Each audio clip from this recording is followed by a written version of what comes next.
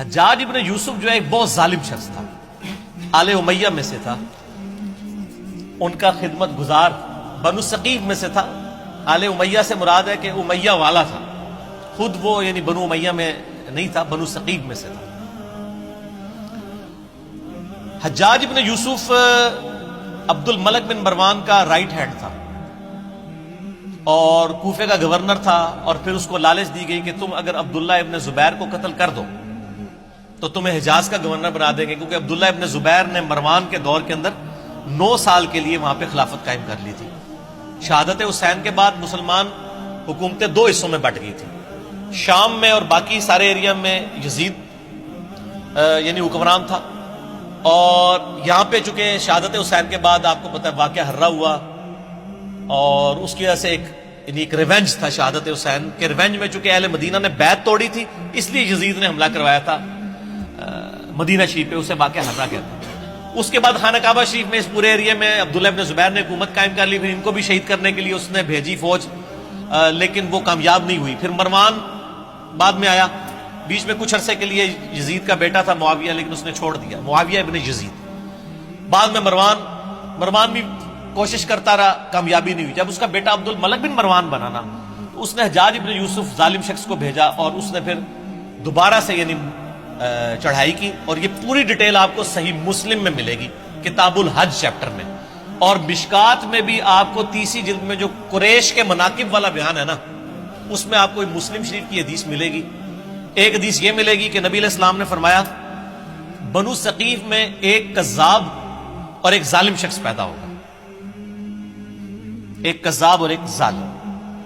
کذاب کے بارے میں یعنی لوگوں کا دعویٰ ہے مختار سقفی، ہمیں کوئی دلیل نہیں ملی، ترمذی سے ایک لے کے آتے ہیں، لیکن وہ امام ترمذی نے کہا ہے کہ کہا جاتا ہے، کہا تو بہت کچھ جاتا ہے، سند بیان نہیں کی ہے۔ بہرحال اسما بنت ابی بکر سیدہ عائشہ کی جو بڑی بہن تھی، انہوں نے کہا کہ یہ جو بنو ثقیف کا ظالم ہے وہ حجاج ابن یوسف ہے، یہ صحیح مسلم میں، اور پوری حدیث مسلم شریف میں مشکات میں 30 جلد میں آپ کو ملے گی پوری ڈیٹیل حدیث، کہ عبداللہ ابن زبیر کو اس نے شہید کروا دیا، اور مکے کے دروازے پہ اس نے ان کی لاش ٹانگ دی عبرت کے لیے، نعوذ باللہ، صحابی رسول کی، عام صحابی نہیں، صحابی رسول کا بیٹا، اشرف مبشرہ حضرت زبیر کا بیٹا، حضرت عائشہ کا بھانجا اور سیدہ اسما کا بیٹا۔ اور یہ وہ شخص ہے، بخاری شریف میں آتا ہے کہ جی کفار مکہ کہتے تھے کہ ہم نے بندھن کر دی ہے، مسلمانوں کی اولاد نہیں ہوگی۔ پہلا بچہ جو پیدا ہوا وہ عبداللہ ابن زبیر تھے۔ نبی علیہ السلام نے اپنے مبارک ہاتھوں سے ان کو گھٹی دی تھی کھجور کی، یہ گھٹی دینا بھی سنت ہے، صحیح بخاری میں آتا ہے، یہ عام بندہ نہیں۔ ان کی لاش ٹانگ دی، عبداللہ ابن عمر وہاں سے گزرے اور کہا کہ اے ابو خبیب تم پر سلام ہو، یہ ان کی کنیت تھی، اور ان پر سلامتی بھیجی، اور کہا کہ یہ جو آل امیہ کے لوگ ہیں تمہارے بارے میں جھوٹ بولتے ہیں، تم ایسے نہیں تھے، تم بہت عبادت گزار تھے، تم بہت نیکوکار تھے، اور میں تمہیں منع کرتا تھا، یعنی وہ عبداللہ ابن زبیر کو منع کرتے تھے کہ آپ حکومتی معاملات میں نہ پڑیں، وہ ذرا ان کی پیسو نیچر تھی، ان کی ایکٹیو نیچر تھی۔ تو بہرحال یہ وہ پڑھ کے چلے گئے وہاں سے، تو بعد میں حجاج بن یوسف کو کسی نے بتایا کہ عبداللہ بن عمر نے تو بڑے تعریفی کلمات، یہ لادہ بات ہے، حجاج بن یوسف نے بعد میں عبداللہ بن عمر کو بھی قتل کروا دیا۔ آل امیہ نے کسی کو نہیں چھوڑا، جو ان کے حق میں بھی تھے ان کو بھی شہید کروایا، یہ بھی صحیح بخاری میں آتا ہے حج والے چیپٹر میں، کہ حجاج بن یوسف تیمارداری کے لیے آیا عبداللہ بن عمر کی، کہا کہ مجھے پتہ چل جائے نا آپ کو کس نے مروایا ہے، یعنی وہ زہر آلود نیزہ مار دیا گیا تھا حج کے دوران، کیونکہ امیر حج یہ ہوتے تھے، تو گورنر وہ تھا، وہ کہتا تھا منو امیر حج کیوں نہیں بنا دے، ٹھیک ہے، تو عبداللہ بن عمر کیوں امیر حج ہوتے ہیں؟ تو عبداللہ بن عمر نے فرمایا میرا قاتل وہ ہے جس نے احرام کی حالت میں آلات جنگ لانے کی اجازت دی ہے، یعنی تو اب ڈائریکٹ تو نہیں کہہ سکتے تھے نا، ظالم آدمی تھا، تقیۃً نہیں انہوں نے ایک بات کی، میسج کنوے کر دیا۔ تو وہ مسلم شریف کی اس حدیث میں آتا ہے کہ جب وہ عبداللہ بن عمر چلے گئے تو حجاج بن یوسف کو کسی نے بتایا، تو اس نے پھر کہا کہ ٹھیک ہے عبداللہ بن زبیر کی لاش اتار کے یہودیوں کے قبرستان میں پھینک دو۔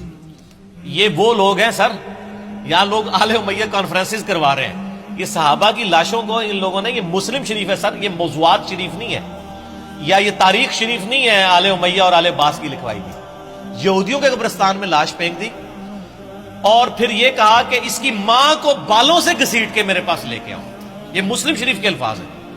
اور ماں کون ہے؟ حضرت عائشہ کی بڑی بہن اسما بنت ابی بکر. تو اسما بنت ابی بکر کو جب یہ پیغام پہنچا نا تو انہوں نے کہا کہ ٹھیک ہے میں تو ان کا جی آپ کو بلا رہے ہیں وہ, اور اگر آپ نہ آئے تو بالوں سے گھسیٹ کے. بولے اعوذ باللہ. تو اسما نے کہا ٹھیک ہے پھر مجھے بالوں سے گھسیٹ کے لے کے جاؤ, میں نے تو نہیں جانا. اب وہ جو آئے تھے ان کو بھی شرم آئی کہ یار حضرت ابو بکر کی بیٹی ہے, یہ عائشہ کی بڑی بہن ہے, اور عبداللہ ابن زبیر صحابی کی ماں, اور بالکل شروع میں اسلام قبول کرنے والوں میں. تو پھر حجاج ابن یوسف غصے سے خود آیا. یہ پوری ڈیٹیل مسلم شریف میں, مشکات میں بھی آپ کو مل جائے گی. آیا غصے سے اور آ کے اسما بنت ابی بکر کو کہتا ہے کہ دیکھ میں نے تیرے بیٹے کے ساتھ کیا اشر کیا ہے. ایک ماں اس کے بچے کی لاش کو لٹکایا اتنے دنوں کے لیے, اور پھر آ کے یہ بات بھی کر رہا ہے. تو اسما بنت ابی بکر نے صحیح پھکی والا جواب دیا آگے سے. اس نے کہا دیکھ میں نے اس کو کیسا برباد کیا. اس نے کہا حجاج تو نے میرے بیٹے کی دنیا برباد کی ہے, اس نے تیری آخرت برباد کر دی.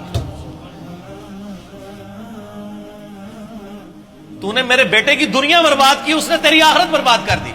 تو کامیاب کون ہوا؟ عبداللہ ابن زبیر. اور آگے مسلم شریف کے الفاظ ہیں کہ اسما بنت ابی بکر کہتی ہے کہ ہم نے رسول اللہ سے سنا تھا کہ بنو ثقیف میں ایک کذاب اور ایک ظالم پیدا ہوگا. کذاب تو ہم دیکھ چکے, ظالم تو ہے. حجاج ابن یوسف سے کہا ٹھیک ہے. اور پھر فرمایا کہ میں نے سنا تو مجھے کہتا ہے کہ 2 آزار بند والی. یہ سیدہ اسما کی یعنی آپ سمجھ لیں ایک خصوصیت کے طور پہ بیان کیا جاتا تھا, 2 آزار بند والی. تو اس نے کہا ہاں. تو ان کا تجھے پتا یہ 2 آزار کیوں تھے؟ ایک یہ جو آزار میں باندھا کرتی تھی نا ابو بکر اور رسول اللہ صلی اللہ علیہ وسلم کا کھانا لے کے میں غار ثور میں جایا کرتی تھی, اور دوسرا آزار میری تیمد ہوتی تھی جس سے کوئی عورت بھی آزاد نہیں ہو سکتی, اور اس وجہ سے میرا نام پڑ گیا تھا 2 آزار بند والی, رسول اللہ صلی اللہ علیہ وسلم کا کھانا لے کے. تو آپ اندازہ کریں کہ آل امیہ نے ان لوگوں کو جنہوں نے اسلام کے لیے اتنی قربانیاں دی تھی ان کے ساتھ کیا کیا ظلم کیا. صرف آل رسول کے ساتھ ظلم نہیں کیے, باقی صحابہ کی اولاد کے ساتھ. یہ جو آج جو ہے وہ سعودیہ کے ریال لے کے ان کے فضائل و برکات جھوٹے بیان کرنے کی کوشش کر رہے ہیں, ان کو پتہ نہیں ہے کہ یہ بھی کیا کر رہے ہیں, یہ اپنی دنیا بچانے کے چکر میں اپنی آخرت برباد کر رہے ہیں ان کی جھوٹی وکالت کر کے. اور سر آپ کو حقائق اگر جاننے ہیں نا تو آپ یہ میرا ریسرچ پیپر پڑھیں, واقعہ کربلا کا حقیقی پس منظر 72 صحیح الاسناد احادیث کی روشنی میں اہل سنت کی مین اسٹریم کی کتابوں سے میں نے 200 روایتیں جمع کی ہیں, اکثر بخاری اور مسلم سے.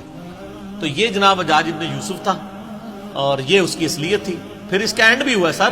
ہر بندے کی اخیر ہوتی ہے نا, ہر بندے کی اخیر ہوتی ہے. پھر اس کو پھر کینسر ہو گیا تھا اور بڑی یہ بری بھیانک موت مرا ہے. اور موت کی اس نے آخری جس صحابی کو قتل کروایا وہ سعید ابن جبیر تھے, تابعی. ٹھیک ہے, وہ بھی بڑا دردناک واقعہ ہے, وہ میں بیان کروں تو آدھا گھنٹہ اور لگ جائے گا. اس کے بعد پھر وہ کسی پہ قادر نہیں ہوا قتل کرنے.